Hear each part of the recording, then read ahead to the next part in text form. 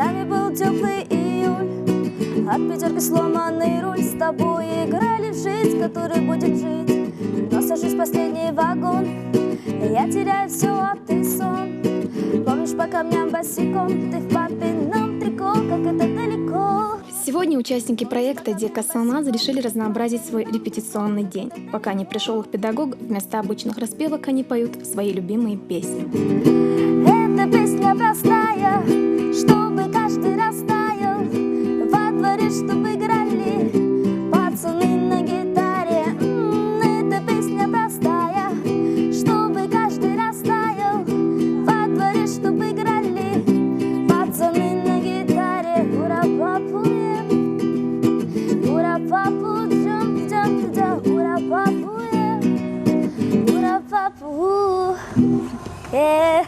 Через неделю почти каждый день я приношу гитару, мы вместе собираемся, играем, поем, развлекаемся до прихода нашего уважаемого Зелимхана Дудаева.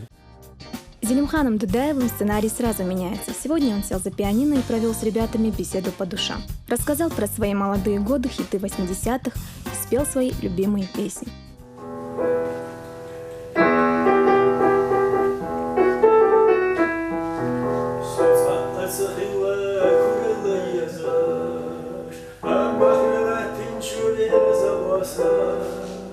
Участники проекта смогли задать любимому педагогу все интересующие их вопросы. По словам Зелимхана, несмотря на то, что все ребята очень разные, он начал их понимать и нашел подход к каждому из них.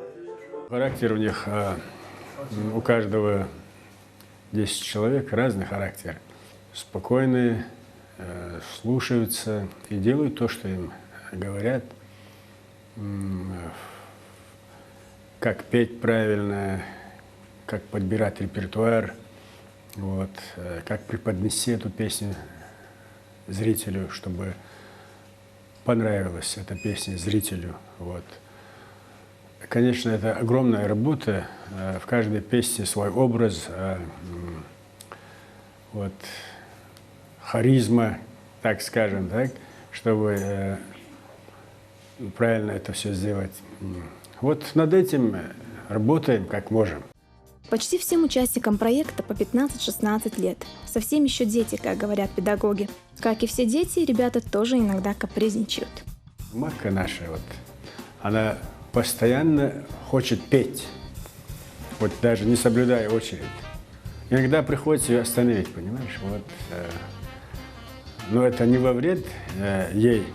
Это стремление петь, это хорошая черта. Но иногда надо себя сдерживать. Соблюдать. У нас 10 человек, у нас маленькая очередь создается, чтобы спеть песню. Она всегда без очереди лезет. Такой у нее характер. Приходится останавливать.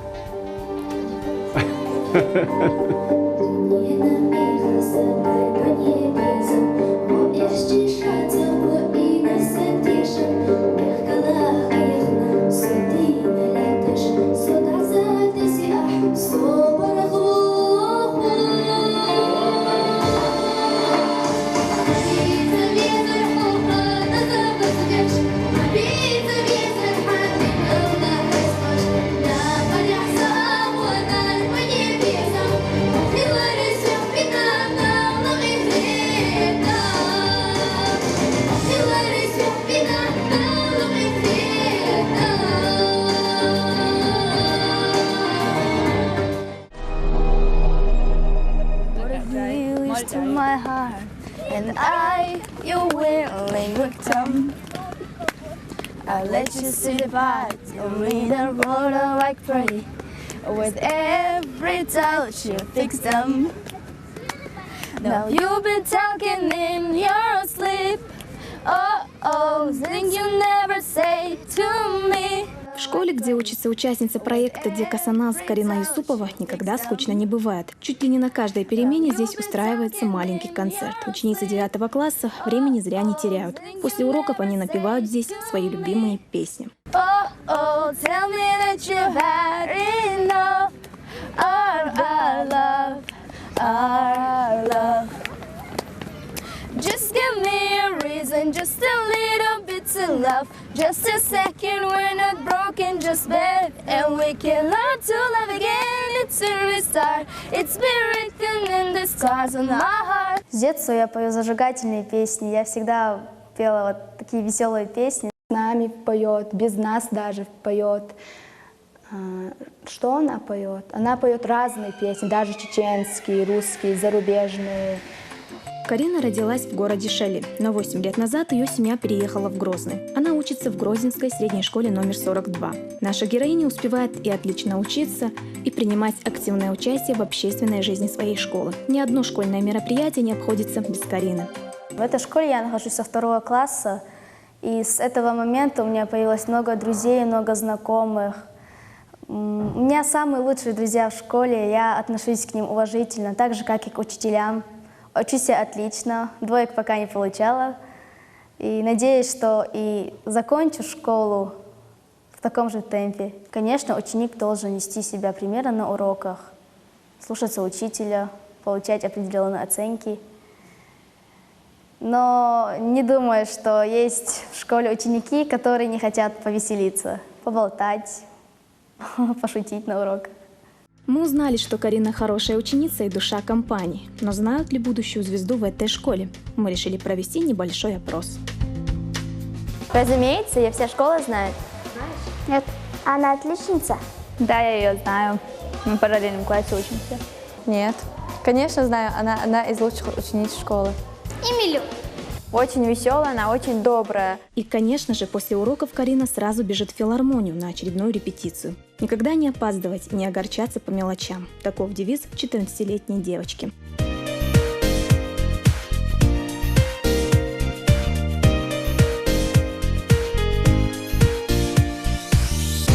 Карина музыкой увлекается с раннего детства. Как она сама говорит, любит петь веселые песни на зарубежном и на русском языках. На проект «Дека Санас» Карина попала благодаря завучу своей школы Татьяне Лемовне. Именно она предложила ей пойти на кастинг. Карина успешно прошла отбор и стала участницей 2-го сезона «Дека Саас». Проект «Дека Санас» дал мне возможность, дал мне уверенность в том, что я могу в дальнейшем петь песни, что я могу заниматься пением. На занятия я хожу почти каждый день. Конечно, это отнимает много сил, но я не жалею времени на это, потому что с каждыми репетициями я многое узнаю, многое понимаю, что нужно делать, а что не надо, как правильно вести себя на сцене, многое-многое другое.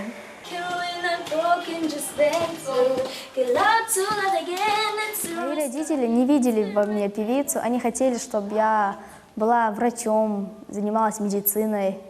Но поскольку я начала петь, они не были против того, что я занимаюсь пением, пою песни. Я ей очень доволен. Я думаю, что в дальнейшем будет еще лучше. Но она человек сдержанный, как бы она не любила говорить. Я одна из самых юных участниц проекта. И знаете, мне это не мешает, потому что я смотрю на взрослых участников, я вижу, как они себя ведут, я беру с них пример, я просто наблюдаю за ними и беру у них уроки поведения, поведения на сцене. Я птицу счастья свою отпускаю на юг. Теперь сама я пою, теперь сама летаю. Ау, оу, ау, оу. В открытый космос лечу, кометы огибая. Тебя мечтать научу, теперь одна мы стая. Ау, оу, Только улыбайся.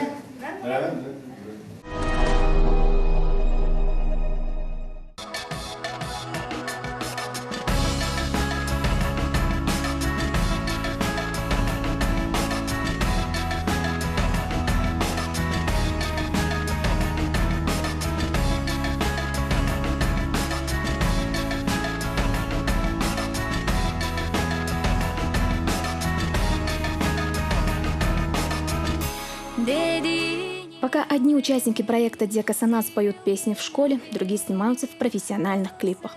Так, например, в клипе чеченской певицы Самиры Лехухо Анзор Биалиев, участник проекта, сыграл главную роль.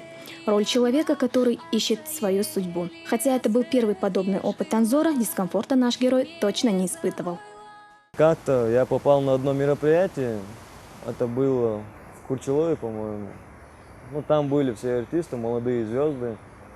И туда вот как раз-таки приезжала вот Самира. Там мы с ней познакомились, и спустя некоторое время она мне предложила сняться в клипе. А так как у меня нет актерского образования, я сначала думал, смущался, но потом друзья поддержали, и мы решили сняться. Поехали в город Каспийск, сняли клип. Съемки у нас длились 3 дня.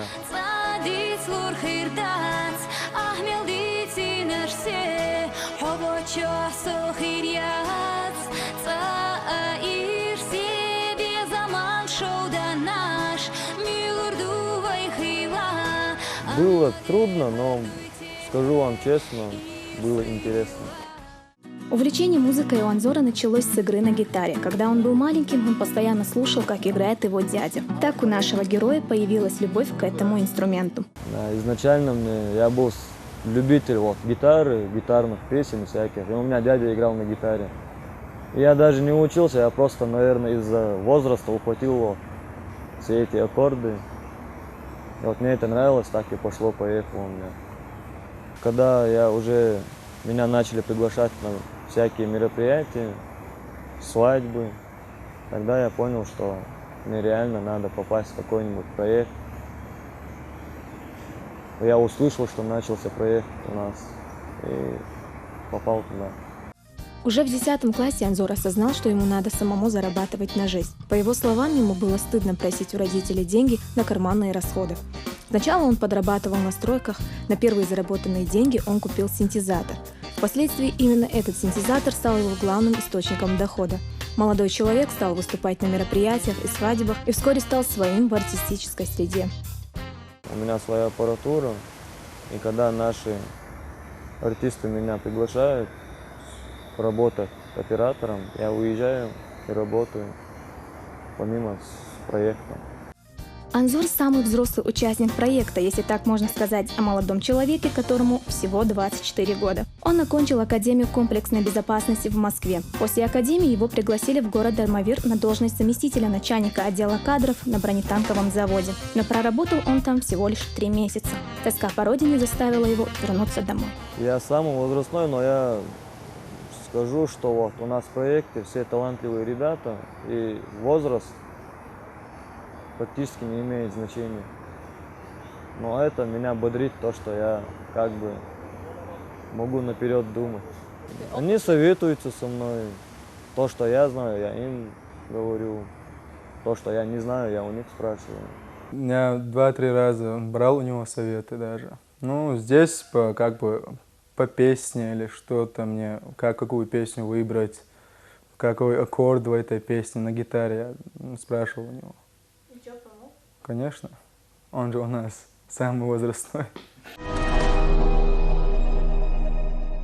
Какая мелодия стоит у тебя на звонке? Своя, родная, от Samsung.